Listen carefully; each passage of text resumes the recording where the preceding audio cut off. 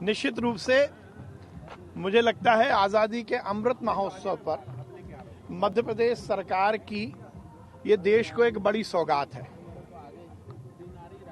हमारे यशस्वी प्रधानमंत्री नरेंद्र मोदी जी ने ये निर्णय लिया, आह्वान किया कि एमबीबीएस की पढ़ाई, मेडिकल की पढ़ाई हिंदी में शुरू करें और हमारे यशस्वी मुख्यमंत्री जी ने उसको शिरोधार्य करने के लिए हमें आदेश दिया।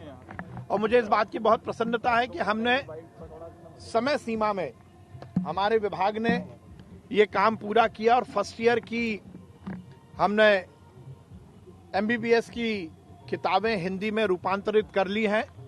16 अक्टूबर को देश के यशस्वी गृह मंत्री अमित शाह जी के कर कमलों से ये देश को, मध्य प्रदेश के छात्रों को समर्पित होंगी।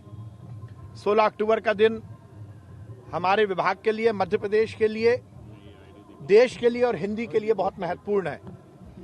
16 अक्टूबर को माननीय गृह मंत्री जी भोपाल पधारेंगे।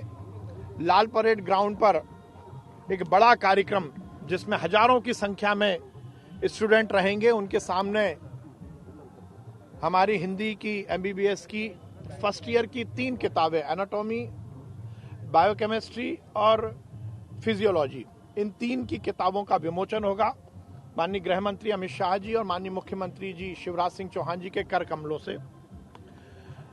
जैसा मैंने कहा कि हम सबके लिए बहुत महत्वपूर्ण दिन है।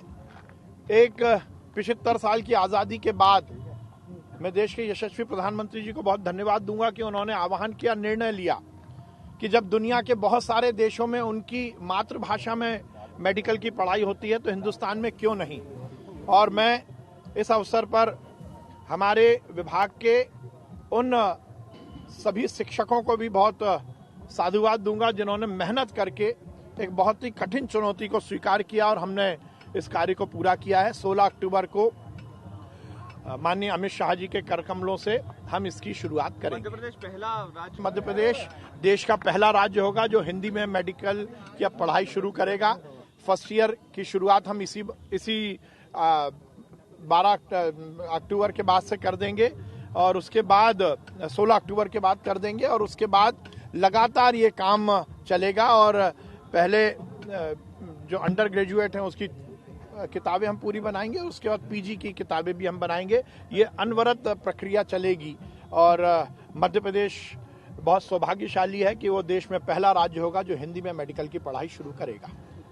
देखिए, इस तरह की यदि कोई घटना है तो उसके जांच के आदेश दिए हैं और ये सुनिश्चित किया जाएगा कि इस तरह की कोई भी घटना ना हो। पर अभी कुछ कहना इसलिए उचित नहीं है क्योंकि अभी केवल तस्वीरें देखकर हम कुछ उस पर निर्णय नहीं ले सकते हैं।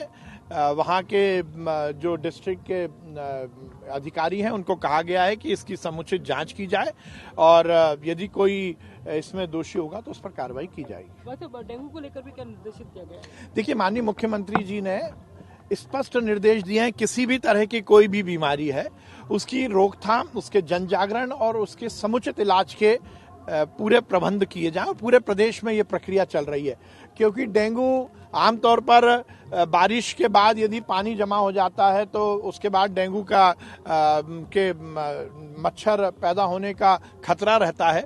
तो इसमें दोनों विभाग, नगरीय विकास विभाग, ग्रामीण विकास और स्वास्थ्य विभाग, ये तीनों मिलकर जन जागरण की पूरी प्रक्रिया कर रहे हैं और ये भी सुनिश्चित कर रहे हैं कि यदि इस तरह के कोई पानी भराव की स्थिति है तो उसको तत्काल प्रभाव से ठीक किया जाए। और जो एक महत्वपूर्ण बात है कि इसके इलाज की भी समुचित व्यवस्था करने के निर्देश माननीय मुख्यमंत्री जी ने दिए हैं। केजरीवाल वडोदरा में है, वहाँ पर मैं जन्माष्टमी के दिन पैदा हुआ हूँ और कंस का वध करने आया हूँ। अब देखिए, केजरीवाल और केजरीवाल के मंत्रियों का हिंदू धर्म में कितना आस्था है ये हमें 2 दिन पहले वीडियो में समझ में आ गया। इस देश में हिंदू देवी देवताओं का अपमान करना, हिंदू देवी देवताओं का मजाक उड़ाना, हिंदू धर्मावलंबियों को कटघरे में खड़ा करना ये फैशन हो गया है। और जो कांग्रेस काम करती आई थी वो काम अब केजरीवाल ने भी हाथ में ले लिया है। मुझे बहुत ही शर्म आती है जब केजरीवाल अपने मंत्री की उपस्थिति में जो वीडियो सामने आया उस पर तो कोई कुछ बोलते नहीं है और वो कृष्ण की बात करते हैं। देखिए, इससे बड़ा एरोगेंस और घमंड कुछ नहीं हो सकता कि अपने आप को भगवान वो कह रहे हैं। अभी वो इस लायक नहीं हुए हैं कि वो किसी भगवान से अपनी तुलना करें।